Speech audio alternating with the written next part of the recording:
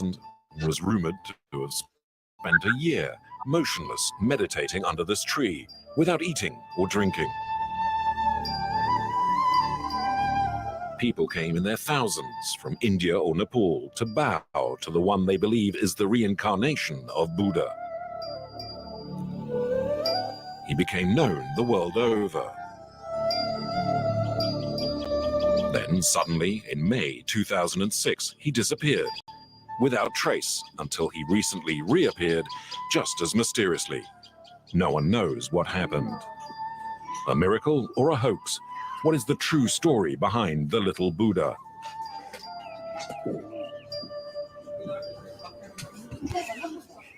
He was born in a small village in Nepal. One of 9 children in a very poor family.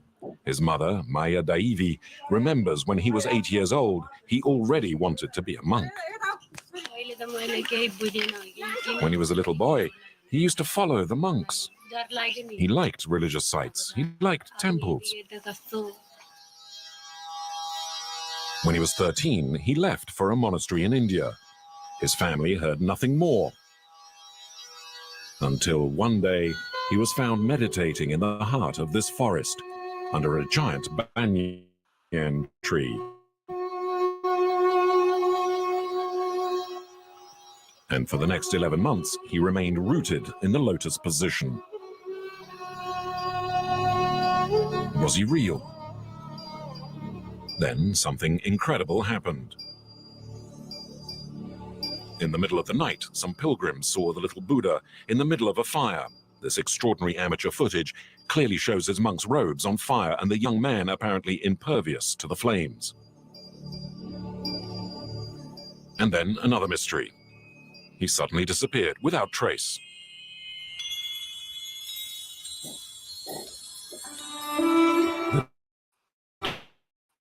The distraught believers left the site, which they said had developed a sinister atmosphere. Maya Devi, the little Buddha's mother, found herself alone, stunned and deeply saddened. Every day, she came to pray at the place where her son had been sitting. Since my son disappeared, I've been feeling ill. It's as if a snake had wrapped itself around me and tried to suffocate me. His disappearance was all the more worrying because Nepal is in turmoil. A civil war has been tearing the country apart for over 10 years. The death toll is believed to top 13,000 and the population is on edge. When our film crew arrived in Kathmandu, the capital was paralyzed. There appeared to be demonstrations everywhere. They're journalists. They're looking for the little Buddha. Welcome. The way is opened. The very mention of the little Buddha was enough to get through. It's a 10-hour drive to reach the forest. And a rumor has begun to spread that the little Buddha has returned. Some people say he may be back nearby here somewhere. I'm not exactly sure where. I haven't been to see him. Here, everyone says that the little Buddha is back. Everyone wants to go and see him. Oh, for sure. And the rumor becomes fact when a group of hunters find the little Buddha in the middle of the forest.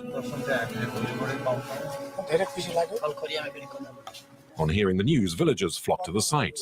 These pictures were taken by a Nepalese journalist.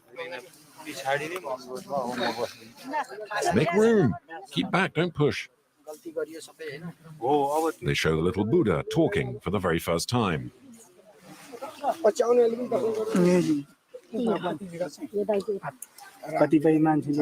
Since you disappeared 10 months ago, people wondered about you. Some had doubts about you. There are thousands of people, thousands of ideas. Everyone is free to think, to have their own mind. Let them talk, and one day they will know the truth. We want to protect you, but we're only humans. What can we do? Do as you like. I don't know. It's up to God to decide.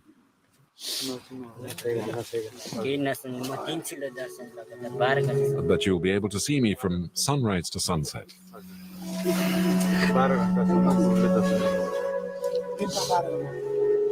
News of his return spreads like wildfire, and the pilgrims begin to return.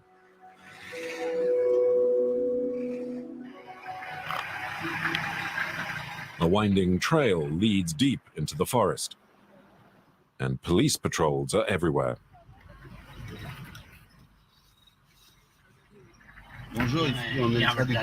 Stop here. You can't go any further. You'll have to leave the car here. There's another 10 kilometers to be covered on foot. Most of the pilgrims walk or cycle, sometimes from very far away, to see the little Buddha. Namaste. Hello. Yes, we're going to see the little Buddha, yes. It's the first time we're going to see him, and we're bringing him offerings.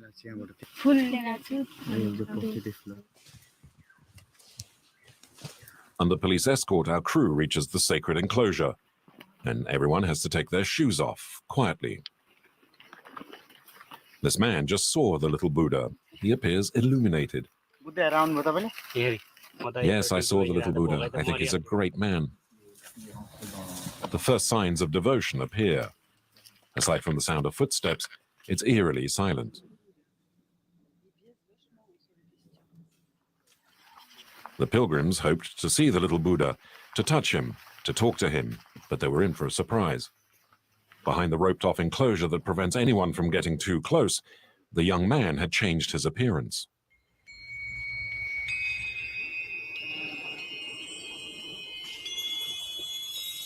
The little Buddha's face was hidden behind his hair. Only a corner of his mouth was visible, and for 4 straight days he sat motionless.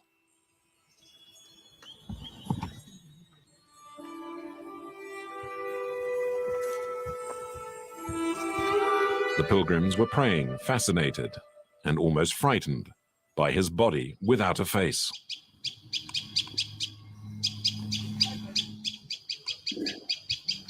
In the month since his sudden reappearance, the seemingly miraculous has reoccurred. The young man has neither eaten nor drunk. How could he still be alive? The only person who might have the answer is Prem, a monk and childhood friend. He'd taken care of him before he disappeared and claimed they could converse telepathically.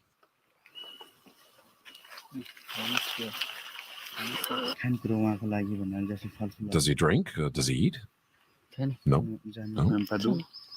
Never? No, he never eats, not even fruit. Never drinks any water either. Greg Morgan here, a Learn to Trade Global Trader of the Year. I've just put on some trades using our latest AI.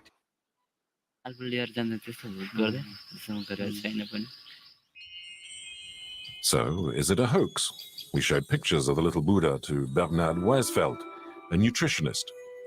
He says a person can only survive 8 days without drinking, 45 days without eating.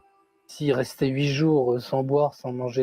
certainly, sitting in that sort of position for so long without eating or drinking, after a while he'd become paralyzed. The muscles would atrophy, and he certainly wouldn't be able to get up.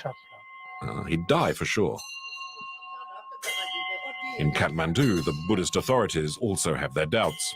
We went to see one of the Dalai Lama's spokesmen in his monastery. He's a scientist by training, and while impressed by the young man's fasting and meditation, remains skeptical. Well, the power of meditation can certainly keep young people going. 2 or maybe even 3 months without suffering too much. There have been unverified reports of such things, but to never move, to never eat, to never drink. I think that's impossible. Associé à une méditation très particulière, mais pas manger du tout, non. ça paraît impossible. Well, perhaps little Buddha has been eating and stretching his legs at nighttime. It's hard to know for sure. After sunset, monks guard him and prevent anyone from getting close. Even the military are told to move off and would not dare to challenge the monks' authority. Oh, we're not authorized to leave the soldiers on duty at nighttime. I don't know what's going on. Anyway, I can't understand how a man can stay like that without moving. And then there's the financial implication, because the pilgrims always leave some offering. The small amounts of money left as gifts add up to 600,000 rupees, about $20,000. The money will continue to pour in. With the return of the little Buddha, hundreds of thousands of pilgrims are expected. The welcoming committee is planning to expand the roped enclosure around the young man. I hope there'll be enough rope. The sacrosanct area around little Buddha has doubled in size. It will come, he said also himself, and now you know the tracks all over the Nepal. But if it is running, everything is open, then it will be very rush. The money left by the pilgrims will be used to build a temple in honor of the little Buddha. But lately, construction has ground to a standstill. The government has confiscated the money until they have made sure that the little Buddha story is not a charade. The fervor, however, is far from being extinguished. The young man promises to follow in the steps of Buddha, his guiding light, and to meditate for 6 years, which means he has another 4 years of immobility ahead of him.